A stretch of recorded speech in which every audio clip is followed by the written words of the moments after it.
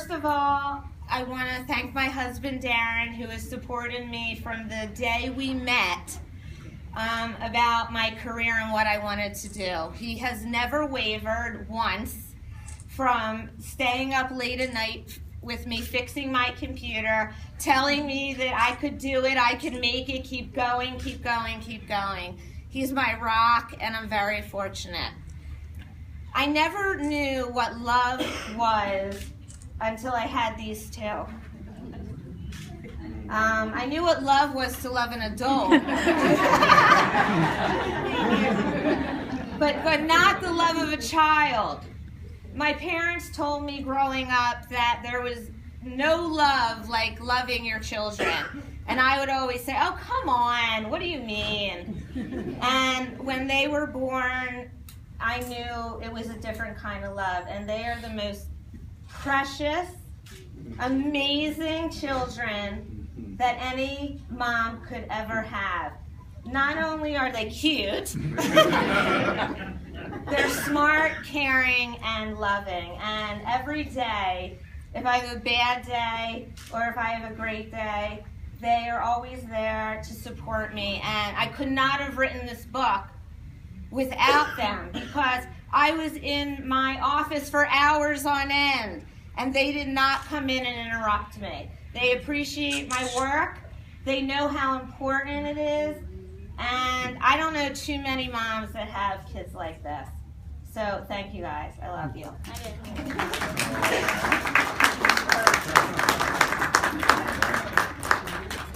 Now, I wouldn't be here if it wasn't for these two right here. So, thanks to them, they taught me so many things about how to be an advocate. And one thing that they always told me that I've tried to do with the kids that I work with or the parents is they told me that whatever you do in life, do it to the best of your ability. Because that is what is important, that you keep trying and trying and trying. And you always give 100% and ask yourself that every single day. And I do. And I've really taken that to heart and have applied it to my work. And it's helped me get where I am today. So thank you very much.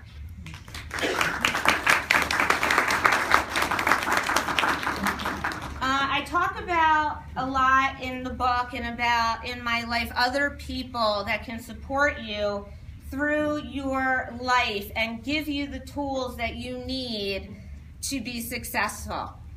And one of the things that foster and adopted children need to know more than anything is that they matter, and that they are important, and that the people in their lives are accountable to them. Well, I grew up, I spent a lot of time in my aunt and uncle's house.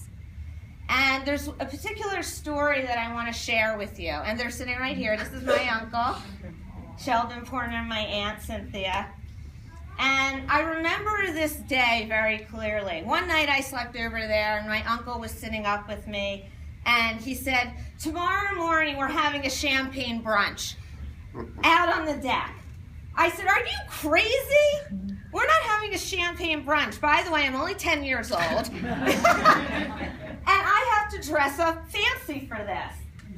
And he says, well, don't worry. I'm going to put on my tux, and I'll meet you outside on the deck at 10 o'clock, and your aunt will make the breakfast, and she'll bring it out and serve us.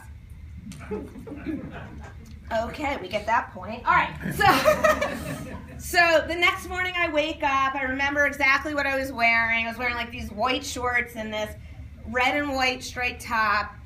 And before I went to bed that night, my uncle took me near the closet and he said, here, you see, there's my tux, and I'm going to have it on tomorrow morning.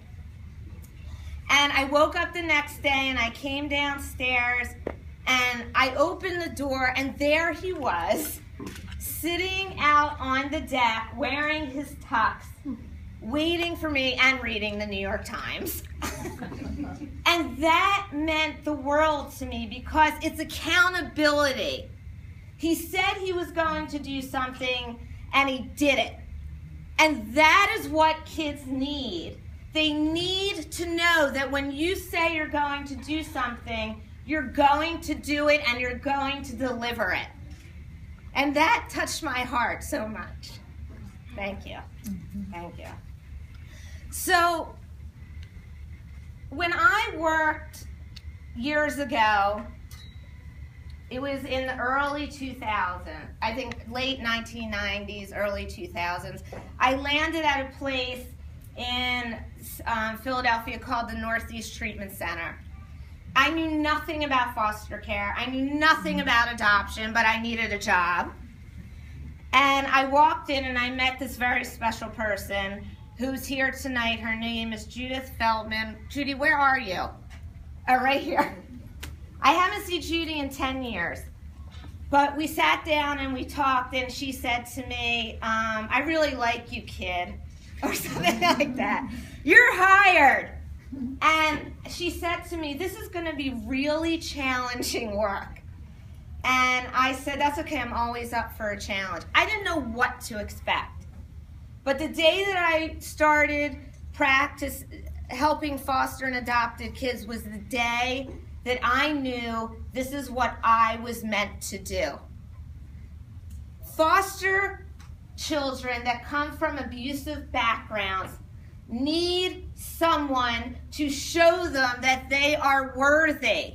That just because they come from abusive homes does not mean that they are destined to lead that life. I wanted to instill that in every child that walked into my office.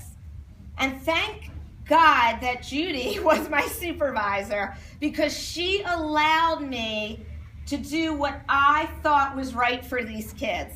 So I thank you, because without you, I would never have written this book.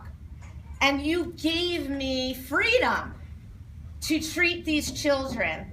And as I was making progress, a lot of the other people were just focusing on these child's behaviors.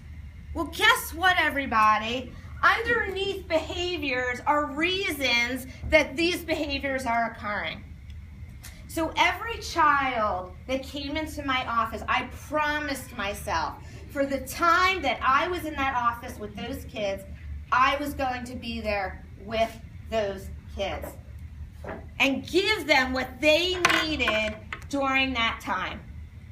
So there was one particular special young lady that touched my heart so deeply. She is here tonight. She wrote the foreword to my book, and I promised her that I would give her a voice one day to tell her story, because she is the epitome of what a child can become, given the tools and given the belief that you believe in them to become something amazing. And she is amazing, and I want to call her up here right now, and I want everyone to give her a round of applause, and she is right there, Nylene Shaw.